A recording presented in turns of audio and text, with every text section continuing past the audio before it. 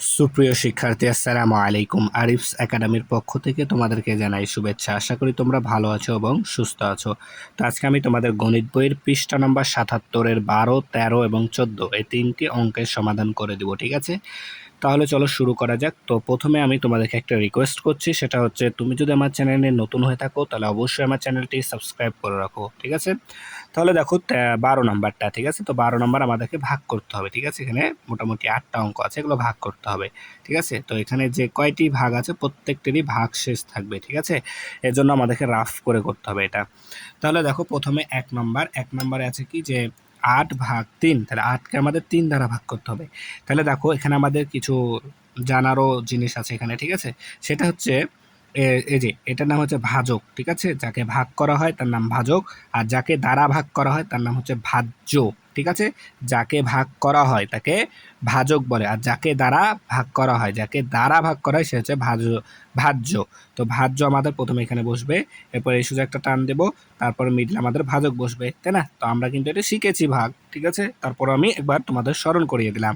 তাহলে এখন আমাদেরকে ৩-এর ঘরের নামতা ৮ পর্যন্ত পড়তে হবে, তাই না? তাহলে ৩ একে ৩, ৩ দুগুণ ৬, ৩ তিরিকে ৯, ৮ আসছে না, তাহলে আমরা ছোট নেব সবসময়, তাই না?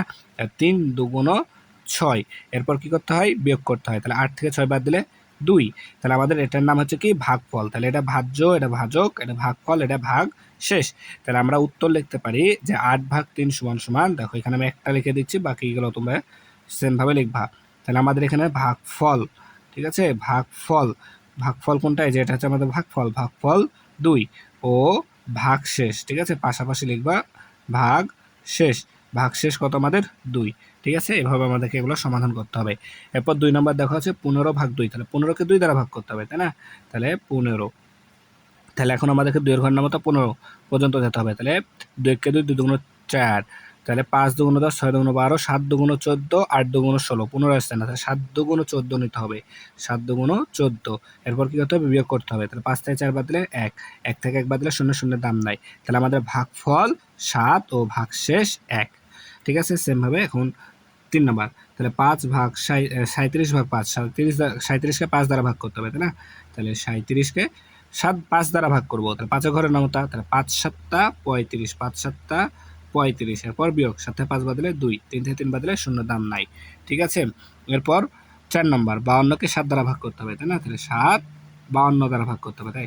তাহলে ৭-এর ঘরের নামতা, ৭-৭ = ৪৯ হয়। ঠিক আছে, আর ২৭ = ৫৬ নেওয়া যাবে না, তাহলে ৭-৭ = ৪৯, এরপর বিয়োগ করো। তাহলে দেখো এখানে ২, তাহলে ২ থেকে ৯ বাদ যাবে না, তাই কি করবো?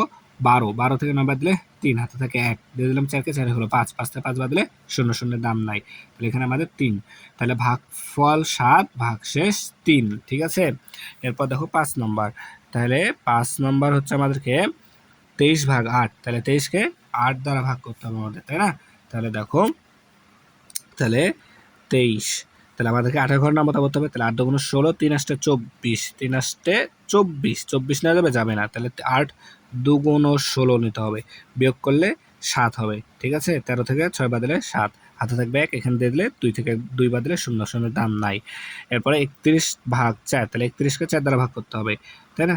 তাহলে দেখো, তাহলে ৪-এর ঘরের নামতা করতে হবে, ৪-৭ = ২৮, ৪ আষ্টে ৩২, তাহলে ৪-৭ = ২৮ নিতে হবে, ৪-৭ = ২৮, তাহলে ১১ থেকে ৮ বাদ দিলে ৩, হাতে থাকে ১, দিয়ে দিলাম ২কে, ২ হলো ৩, ৩ থেকে ৩ বাদ দিলে ০ দাম নাই। এরপর ৭ নাম্বার, ৭৩/১০, তাহলে ১০ দ্বারা ভাগ করতে হবে ৭৩কে, তাহলে ৭-১০ = ৭০, ৮-১০ = ৮০, ৮-১০ = ৮০ নেওয়া যাবে? নেওয়া যাবে না, তাহলে ৭-১০ = ৭০ নিতে হবে, ৩ থেকে ০ বাদ দিলে ৩, ৭ থেকে ৭ বাদ দিলে ০ দাম নাই। তাহলে ভাগফল কত আমাদের? ভাগফল ৭, ভাগশেষ ৩। ঠিক আছে, সেমভাবে ৮ নাম্বার, তাহলে দেখো ৪০/৯, ৪০কে ৯ দ্বারা ভাগ করতে হবে, তাই না? তাহলে ৯-এর ঘরের নামতা করতে হবে, তাহলে ৪ নং ৩৬, ৫ নং ৪৫, ৪৫ নেওয়া যাবে না, তাহলে ৪ নং ৩৬ নিতে হবে, ৪ নং ৩৬, বিয়োগ করো, ১০ থেকে ৬ বাদ দিলে ৪, হাতে থাকে ১, দিয়ে দিলাম ৩কে, ৩ হয়ে গেল ৪, ৪ থেকে ৪ বাদ দিলে ০ দাম নাই। তাহলে ভাগফল ৪, ভাগশেষও ৪। ঠিক আছে, তাহলে আশা করি তোমাদেরকে এটা আমি বোঝাতে পেরেছি। এরপর ১৩ নম্বর, তো ১৩ নম্বর দেখো আমাদের লিখিত অঙ্ক। এবার তো প্রশ্নটা আগে আমাদেরকে পড়তে হবে, ঠিক আছে? যে কোনো অঙ্ক, লিখিত অঙ্ক সমাধান করার আগে আমাদেরকে প্রশ্নটা ভালো মতো পড়তে হবে। তো দেখো বলছে একটি শ্রেণীতে ৪৫ জন শিক্ষার্থী আছে। একটি শ্রেণীতে ৪৫ জন শিক্ষার্থী আছে। প্রতি বেঞ্চে ৩ জন করে শিক্ষার্থী বসতে পারে। তাদের বসার জন্য কয়টি বেঞ্চের প্রয়োজন হবে? তাহলে কয়টি বেঞ্চের প্রয়োজন হবে? তার মানে আমাদের বেঞ্চের সংখ্যা চাইছে, তাহলে আমাদেরকে বেঞ্চের সংখ্যা রাখতে হবে ডান দিকে, ঠিক আছে? তাহলে দেখো প্রতি বেঞ্চে ৩ জন করে বসতে পারে, অর্থাৎ ৩ জন বসতে পারে একটি বেঞ্চে।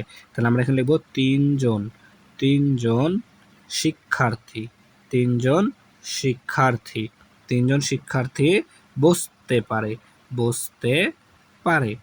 কয়টি বেঞ্চে বসতে পারে?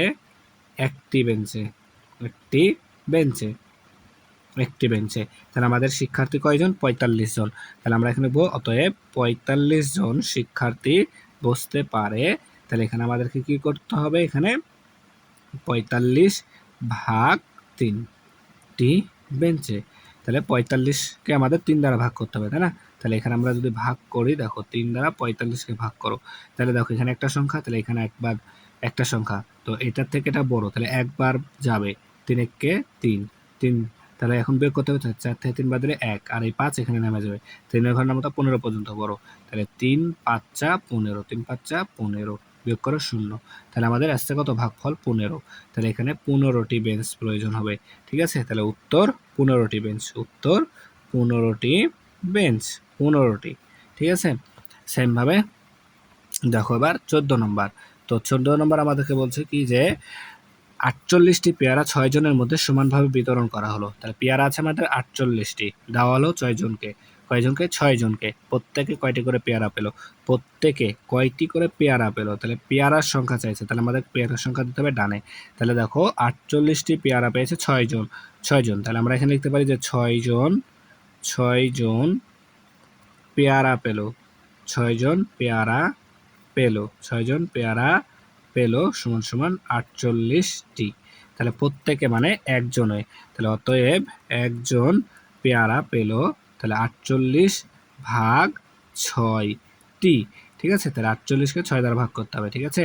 তাহলে দেখো ৬ এর ঘর নামতা আমাদেরকে ৪৮ পর্যন্ত পড়তে হবে। তাহলে ৬ ৭ ৪২, ৬ ৭ ৪২, ৬ ৮ ৪৮, ৬ ৮ ৪৮, অর্থাৎ ৮টি। তাহলে উত্তর ৮টি, উত্তর ৮টি, ঠিক আছে? দেখো একেবারে সহজ কিন্তু, ঠিক আছে? তাহলে আশা করি তোমাদেরকে আমি বোঝাতে পেরেছি। তাহলে এই অঙ্কের মাধ্যমে আমাদের এই অধ্যায়টা পুরোটা কি কমপ্লিট হয়ে গেল, ঠিক আছে? পরবর্তী ভিডিওতে আমরা নতুন অধ্যায় শুরু করতে যাচ্ছি, ঠিক আছে? তাহলে আশা করি বুঝেছো। তাহলে আজকে পর্যন্তই। ভিডিওটি ভালো লাগলে অবশ্যই লাইক, কমেন্ট, শেয়ার করতে ভুলবে না এবং পরবর্তী ভিডিও সবার আগে পেতে আমাদের চ্যানেলটি সাবস্ক্রাইব করে রাখো। আল্লাহ হাফেজ। আসসালামু আলাইকুম ওয়া রাহমাতুল্লাহ।